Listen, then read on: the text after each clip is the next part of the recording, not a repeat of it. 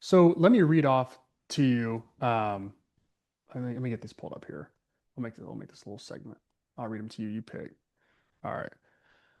Let me read off to you these guys' stats in no order. I'm not going to say the name, and you tell me in order, or at least give me your top pick as to who would win the Heisman with the stats that they have. So, first one, we're going to go. This quarterback has a 61% completion percentage.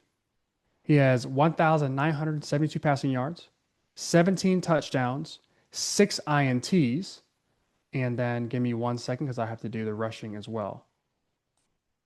And then rushing, he has one, two, three, four, five rushing touchdowns, and let's call it 150 rushing yards. That's QB1. Got those stats locked in? Yep. Yep. All right. QB2, looking at his stats for the year, completion percentage 70%, yards 1776, 12 touchdowns, two INTs for the year. And then if I look at his rushing, he's got another four touchdowns to add to that. So 16 total touchdowns. Mm-hmm. QB3, looking at his stats, 60% completion percentage, 2,023 yards, 10 touchdowns, two INTs. And then he's got four rushing touchdowns. We'll add another 150 yards of rushing there for QB number three. Here's number four. He is sitting at 2,188 yards, 2,188 yards, 23 touchdowns, three INTs, and there's no rushing for him.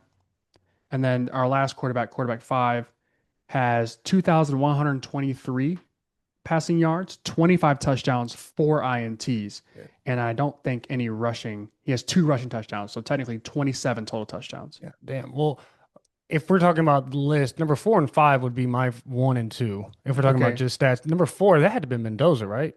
Number four is Julian Sand. Julian saying, wow. Mendoza is the last one. Okay, so that makes sense. Damn. Yeah, I would say it would definitely be 4 or 5. I mean, you wouldn't go any wrong with 4 or 5 being 1 or 2. I would take those two, just based off the stats alone. The low turnovers and the high completion percentage usually is a sign of a good team. We start talking about college football, anything lower that really anything lower than 63, 64% is kind of like it's kind of like eyebrow raising. Like, all right, you either your team isn't very good or you're just not the quarterback that we think. And some of those really low completion percentages. And who are those quarterbacks, by the way? So let me say this for completion percentages, anything in my opinion below 60% is bad. That's just how I look at it. It's how I view it. Marcel Reed was number one, 61% completion Mhm. percentage, 1972 yards. His rushing is off the charts Right. too. He had 108 yards in one game against LSU, two touchdowns. So he's like just jumping off the charts. He's got 21, 22 total touchdowns. Gunnar Yeah. Stockton was number two. He's at 70% as well. He's Mhm. played really well. And then Trinidad Chambliss was our number three at 2,000 yards. Trinidad to me is really interesting because he could have, in my opinion, one of the best campaigns, and he also He missed two should. games. He He should. Right. if he Yeah. played all his games, he would have the most passing yards on this list. And I don't think it'd be close. Like I don't think he'd even be like it would be him and then everybody else trying to catch up. He has 2,000 passing yards, and Julian Sand has 2,100. Fernando Right. Mendoza has 2,100 as well. So it's like the kid is and by far the toughest schedule of anybody on this list has played besides Marcel Reed. Him and Marcel Reed probably 1 for 1. Maybe Gunnar Stockton too. But it's like this kid probably has deserved the Heisman more than anybody else. Plus the story, plus what this team is doing right now. It's hard for me to say anybody else is more deserving than him at this point. Now that you make a good point because what the Heisman has gotten away from is the storyline and the totality of how this player got here, what's his background, what's he working with, what's the adversity, and it seems like the Heisman race has kind of just gotten away from that. I think that kind of started when Jaden Daniels won his Heisman. Yeah. It seemed that was just kind of weird. Caleb Williams also won a Heisman without really doing anything. I know he was an exciting player, but he didn't do much. He even got his jersey retired without even winning a Big Ten title game. That's a whole different discussion.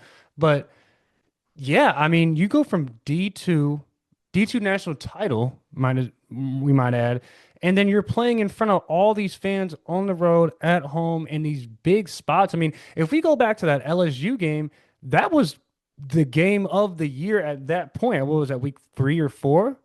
Something like LSU? that. Yeah, LSU Ole Miss. That was the biggest game of the entire weekend. Yeah. And those two teams they were both sitting inside the top 10. And he goes in there and looks completely comfortable. I think he was the first quarterback in 30 years in the SEC to have 300 yards in like 4 games or something like that. And he just kind of looked at like, whatever. And if this is what this race is supposed to be about, then it's like, okay, this is not some whatever I like situation right now. Right now, he is plus 4,000, right behind Diego Pavia and Jeremiah Love to win the Heisman. And that just doesn't even make any sense to me. And I'm looking at FanDuel right now, so I don't really know what that's about. I really wish he would get more love. I mean, I don't know if that Washington State game is like working against him for some reason, but that it just seems weird that a guy who, if he doesn't miss those first 2 games or just doesn't play in them, I shouldn't say miss, he doesn't play in those first. I mean, talking about a guy who could be approaching, he'd be closer to 3,000 yards with some of He'd be these at quarterbacks. 25, 26. Yeah, He'd also have another 200 yards on the ground, maybe 100 yards on the and ground. he's not turning the ball over crazy. He's not fumbling. I would say that there are some points during drives or during possessions that some things just look not like fast, but it's like, okay, this guy, he's only 6 foot tall, so he's not like a huge statue sitting back there that can see over the field. But there are some moments where it's like, okay, he's playing his first year of high level Division 1, so like And he's gonna have some mistakes. he will, but to me, it's like, who do you trust at quarterback more in the country than him? Like Marcel Reed is probably number two on that list. Diego Pavia's up there, but like Ty Simpson's up there. But who do you trust more than Trinidad Chambliss if you needed a game-winning drive? I felt this way about Bryce Young. I didn't think he'd be a great pro, but I was just like, the way he sees the field, Tua was the same way. It was just Yeah. like, buddy, don't give Tua the ball with any time left in college. Like, just don't do it. And he's shown out in the NFL. It's a different animal. We're not talking about that right now. But Trinidad Chambliss to me feels like the next version of those two guys. A little smaller on size, lefty, which is fine, but highly accurate, highly on time, and super slippery. Like he Yeah. scrambles for like 10 or 15 yards, but it's just like it's so crucial. 3rd and 8, and it's like slips out of a Yeah. what would be a sack into a 1st and 10 out of bounds. You're like, oh Doesn't my, take big hits. Yeah. at all. So he's just got that thing about him that it just feels like with a little more name brand recognition, this is kind of the Ole Miss thing, which is like if he was doing this at LSU, if he was doing this at Auburn, if he was doing this at Florida, he'd be number one on the list. Like we would have this conversation just between, more than just you and I are. So maybe the brand's kind of hurting him a little bit. The first 2 games not playing, hurting him a little bit being a D2 guy. But like everything else he has, like he even has a cool name that you're like, this could be anything. You could do a lot of things with this guy. So Right. it's a shame that that the storyline of him is not more pronounced than Fernando Mendoza, who hasn't played a great deal of competition, Julian Sand, who hasn't played a great deal of competition. I think Fernando Mendoza probably they end up with just winning out. Like I don't think that's going to be. Actually, do they play Penn State coming up? I'm blanking Yeah. that. That's Yeah. going to be an interesting game for him. I'm not rooting against Indiana at all, and I would never bet against Kurt Signetti ever again. I'll learn my lesson They played Penn State this weekend. this weekend. So it's like that's a game where it's going to be some of the best competition he's played against since Oregon and since Iowa. So he has that. Julian Saint has Michigan coming up. So like we'll see how they play against what I feel like are rosters that are comparable since they've been just beating the piss out of everybody else. So we'll see what they do. But in my opinion, to me, it goes to Trinidad Chambliss. He's first. Marcel Reed's probably second with what he's doing, and then everybody else is like. If you're going to go by stats, then go with Robertson at Baylor. Toby Robertson. Yeah, Baylor. Why not? So I don't know. That's a good point.